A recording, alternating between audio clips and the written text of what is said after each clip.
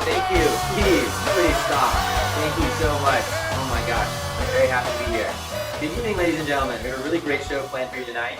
Thank you so much for coming out to my lovely studio audience, and thanks to all of you tuning in at home. We have the Regas family. They're going to be joining us tonight, straight from jail. That'll be interesting. We also have a hilarious game show scheduled for later. Tonight's all about Adelphia and their major fraud scandal, so you definitely don't want to miss it. Please stick around. So this Adelphia company was started in 1952 by John Regas, an immigrant from Greece. He came looking to make a living for himself and his family in America. The company became a powerhouse in the cable provider industry by the 1990s. Wow, it took Adelphia only 40 years to become relevant. Kind of sounds like Justin Bieber's career trajectory. But seriously, have you guys heard about the cable provider industry from the 90s? Companies were feverishly merging and buying each other, trying to maximize their market share and grow as large as possible. Kind of sounds like my family Thanksgiving dinner. During this time in the early 90s, Adelphia made several acquisitions to keep up the expanding market. Companies such as Frontier Vision Partners, Century Communications, and Heron Communications Corp Cable Systems. They needed to gain more customers quickly, and it seemed like they would do anything to gain an advantage. Kind of like Pepsi hiring Kendall Jenner to solve all the social justice problems on their behalf. So yeah, firms at the time, they all had the same goals. They even shared information with each other as competition kept getting less and less through all these mergers. Colluding and cheating to eliminate the competition kind of sounds like Adelphia took a page from the Houston Astros book. It was totally unfair. I mean, companies needed massive amounts of capital and infrastructure to enter the market, and threats really just came from within.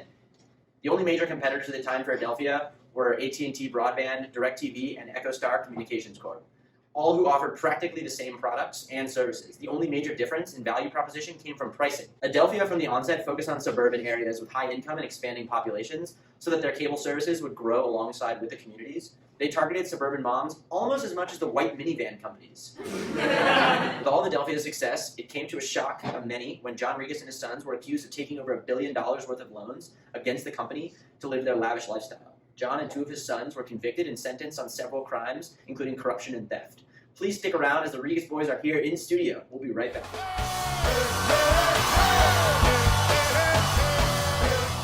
All right, everybody, I'd like to welcome the Regas family.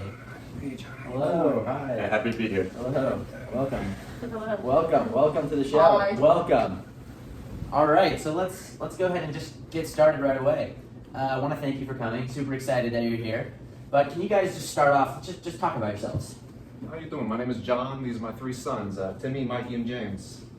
I grew up in New York, and I always wanted to be a business owner. Not to brag, and I'm sure you know, Jimmy, you grew up in Brooklyn. You have everything going for you. Congratulations again on the son. Thank you. By the way, I did introduce the chili dog to New York, and I started off small, but Adelphia obviously kept growing and growing. But I'm so proud of what this family and I have made this business into, right, boys?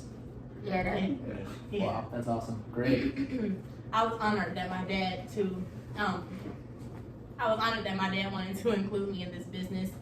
Working with the family has been so rewarding. Adelphia means brotherhood, which shows how important family is to us.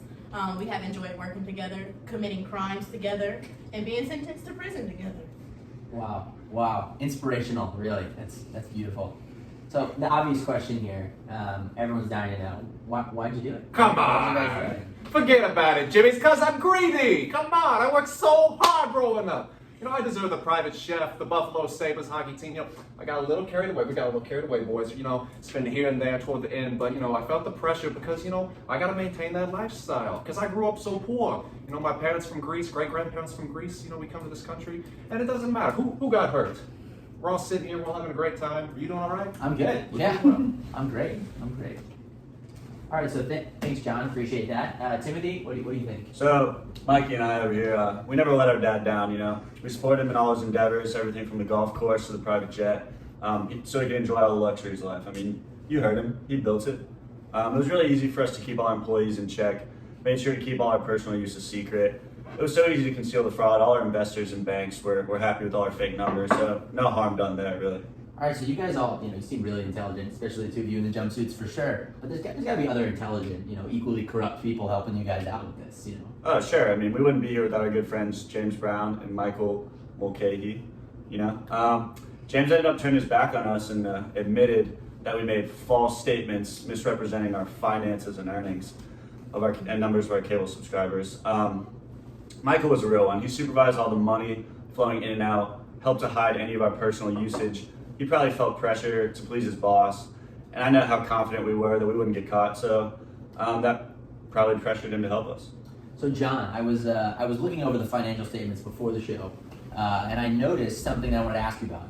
Interest expense increased 170% from '99 to 2000. Only 73% of that increase was for acquisitions, and the rest was just an increase in average outstanding debts and interest rates. I'm not a finance guy, obviously, but it sounds pretty vague to me. So can you elaborate? Come on, Jimmy. I swear to God, I swear to you, some of it was legitimate. But to be honest with you, we had a lot of debts to pay. It's pricey. We have so many homes. You got the Long Island homes down in Bed-Stuy, Brooklyn, all those boroughs. We have to keep the Gumas happy, all right? So you got to pay a lot of interest on those houses. Regular business expense, yachts, golf courses, it adds up. When you're busy frauding and doing all that, it adds up. But I got to say, we didn't do a good job. But next time, we're going to do better, boys, right? Yeah, we'll do better. Okay, well, you're not quite the spring chicken, so I'm not sure if you're going to get another chance at that one, but sounds good. Sounds like a plan. All right, James. So you were part of this whole company during this whole collapse. What do you have to say about this? You weren't charged with anything. What do you have to say? I just want to say, Deloitte really shouldn't go unnoticed here. Yes, we may have fraudulently excluded $2.3 billion of bank debt from the books and overstated a few numbers, but we did all that with the auditor's permission. So where's their punishment? Just a measly $50 million fine? They'll never admit to us, but they're just as guilty as we are. All right. Well, I thank you guys so much for your honesty and your delusionalness. I really appreciate it. We'll be right back with a fun game of Find That Fraud, so don't go anywhere.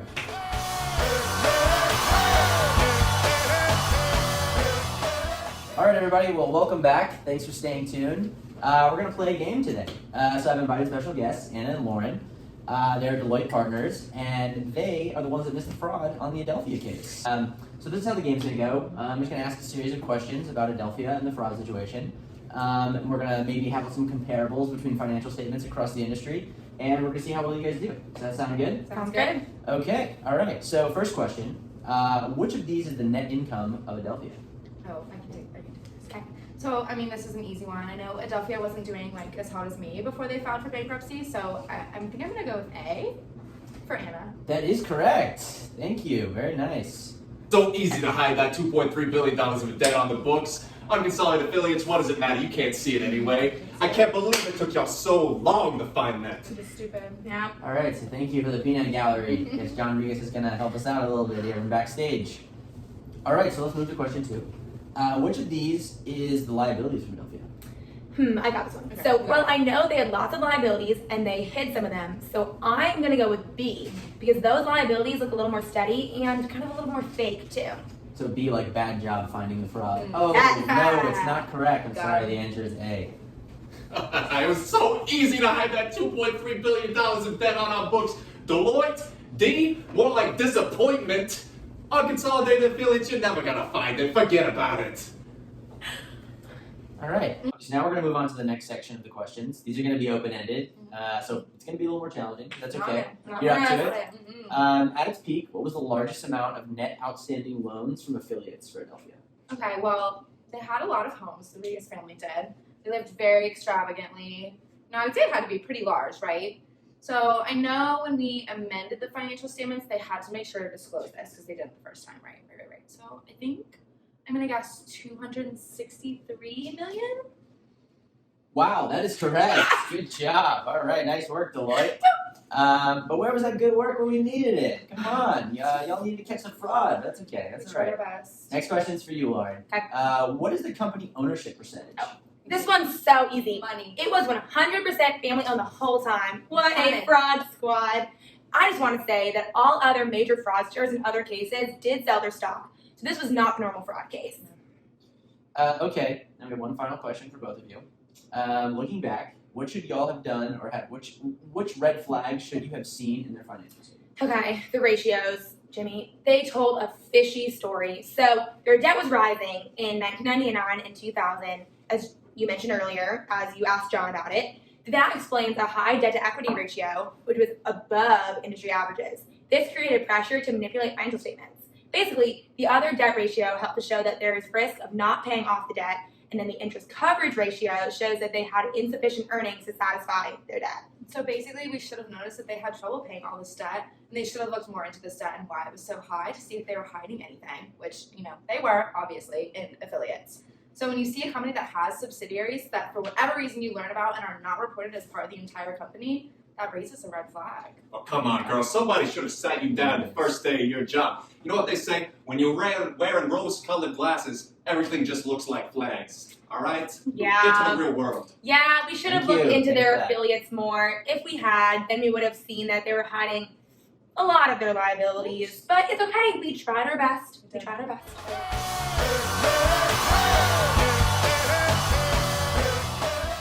All right, everyone. Thank you so much for tuning in. There you have it. That's How to Fool Your Auditor 101.